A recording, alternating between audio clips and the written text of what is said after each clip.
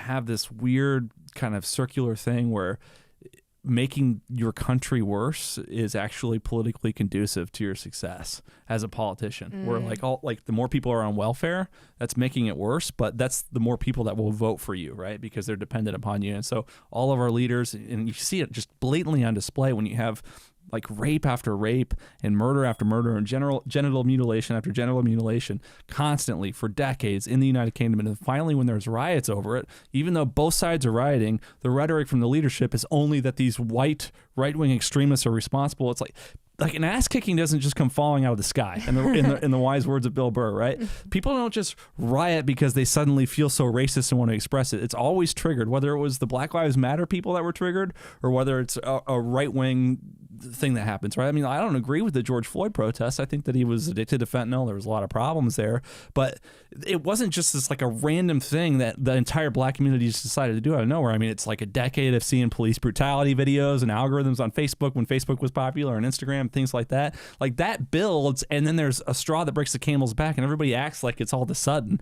So if there are right-wing people that are snapping in the streets, it's not just, you can't just explain it away with racism, right? Something has been deeply wrong. People are very reluctant to behave like that, to do things like that, to break out in civil war or conflict or rioting.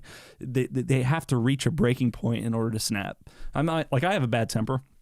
I'm somebody who is not angry at all for 6 months, and then I smash something. Like right now, I have a bruised up hand because I smashed a computer screen. Every 6 months, right? And it's not that bubbles. It's not that like one thing happened that made me snap. Like it's everything that I've been like stressed about or worried about over the course of 6 months, and then I snap for 5 minutes and break an object, and then I'm fine for another 6 months, right? It's just how I am. I know that it's inappropriate or ridiculous, but people are the same way on a macro scale as individuals, where it builds and it builds, and then you snap. And if you're refusing as a leader to look at why something is really happening, and you're just criticizing, that's just bad leadership. That's just stupid, ignorant, shortcut bullshit, in my opinion. Sorry for being ranting. This coffee is just really good. No, the coffee is very good. Rant away. You're good at it. So how much do you think is stupidity, and how much do you think is like really malicious strategic planning? Because I think it's 100% both. Both. Okay. Yeah. I'm glad you bring it up. I know exactly what you're trying to say. Yeah. Here's what's awesome.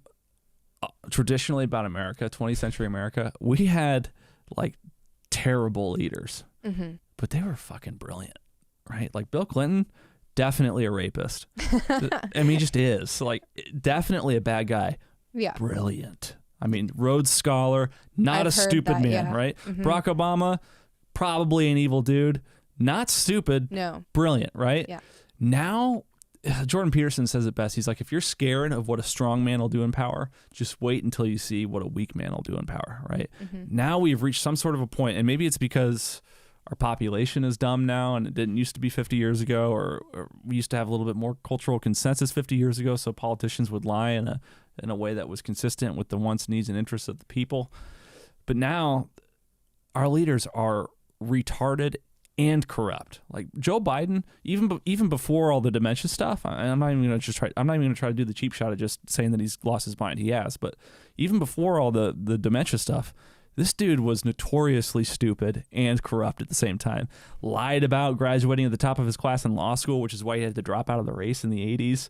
His wife dies in a very mysterious way in the 70s, and then in a car accident because of a drunk driver randomly, and then suddenly he's marrying the nanny, right, which is Jill. Like, I didn't know that. You have to double check that shit, but I'm pretty sure that's right. Like, but the dude is notoriously corrupt, and people are always saying like, oh, well, who cares about Hunter Biden's laptop? Hunter Biden's not running for office. But if you look at the emails in the laptop, which you can, I think it's called BidenLaptopEmails.com, and you can search by keyword, you're like, oh shit, all of the people that are on the boards of directors of these companies that Joe Biden is pushing today for green energy are in the emails being invested in by Rosemont Seneca. Like when his son invests $500,000 in Rosemont Seneca the same year while Joe Biden's vice president, they get a $23.7 million contract from the Department of Defense to go to work in biolabs in Wuhan and in Ukraine, right? Yeah. And so the dude's a moron and he's corrupt. Kamala Harris, retarded and corrupt. I mean, just look at Tulsi Gabbard's 60 to 90 second rant during the primary debates the last time.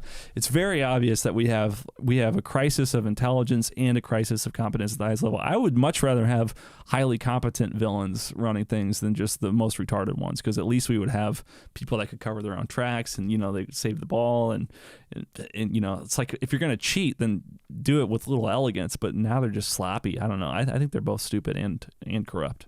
So it's interesting because when Kamala was running, and then I think it was maybe even before they said that she was going to be the VP on Biden's ticket, like she was just obviously unlikable, and no one was trying to pretend like that she was. 1% of the vote or something? Yeah, it was abysmal. Do you like her? No, not at all.